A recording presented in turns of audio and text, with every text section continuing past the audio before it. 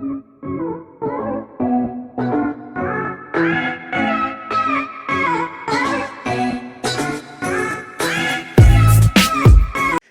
what's going on, people? This is Speederman here once again with another film review. And this time I'm talking about a British horror movie.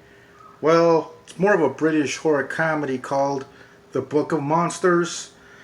And yes, I'm going to tell you guys right away, this is not how you do a horror comedy. So, this is about a girl named Sophie, and it's her 18th birthday. She's had a troubled past, and she decides to throw a party with her friends. At first, the party isn't much of a party. She doesn't think a lot of people are gonna come, or any of her friends or whatever.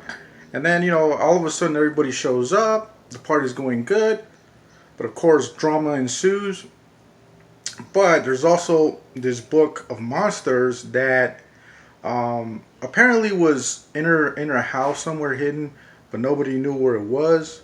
Or I don't know what happened. But this is kind of like the same thing as a Necronomicon, however you say, the Book of the Dead from the Evil Dead. So I immediately thought, oh, okay, this is ripping off Evil Dead, which it kind of is if you think about it.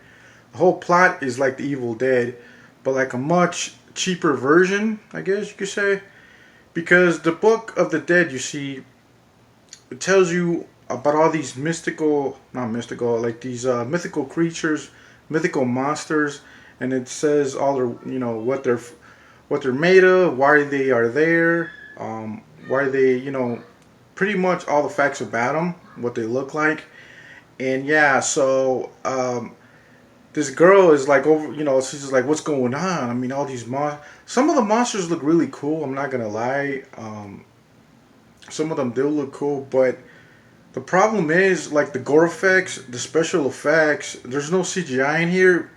There's a little bit of CGI, but the practical effects are really bad.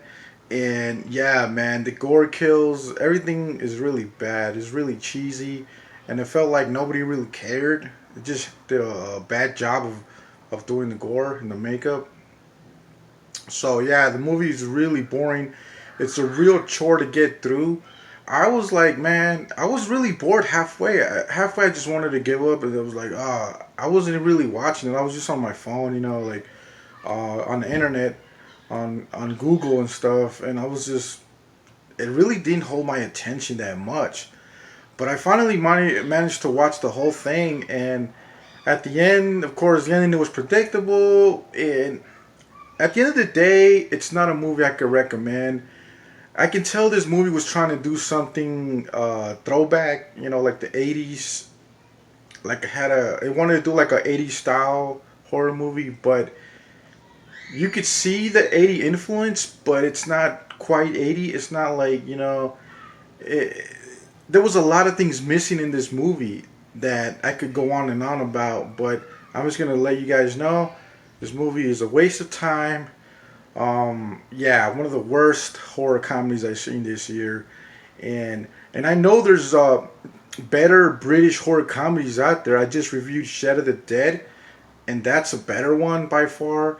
And I'm gonna review another British horror comedy. It's called Zoo, so watch out for that.